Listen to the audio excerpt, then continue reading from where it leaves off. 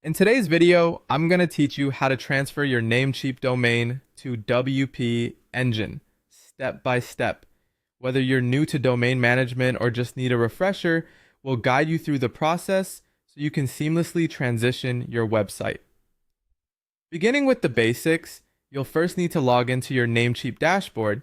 Make sure you have your credentials handy, as you will need these to access your domains. Once logged in, navigate to the domain list, which is where all your active domains are displayed. Find the domain you want to transfer and click on the Manage option next to it. Now, you'll want to scroll down until you reach the Name Servers section. This is a crucial part of the process because it's where you'll change how your domain connects to different services.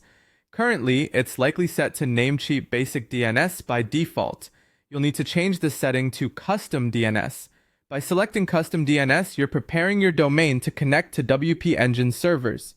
Next, enter WP Engine's DNS records into the Custom DNS fields.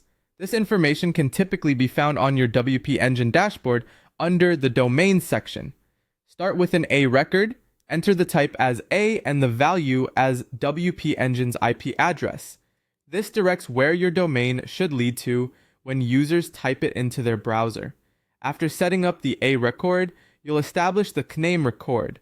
The type here should be CNAME with name as www.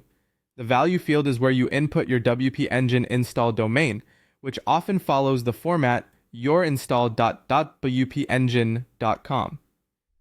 This ensures that whenever someone visits your domain with the www prefix, they're directed to your WP Engine hosted site.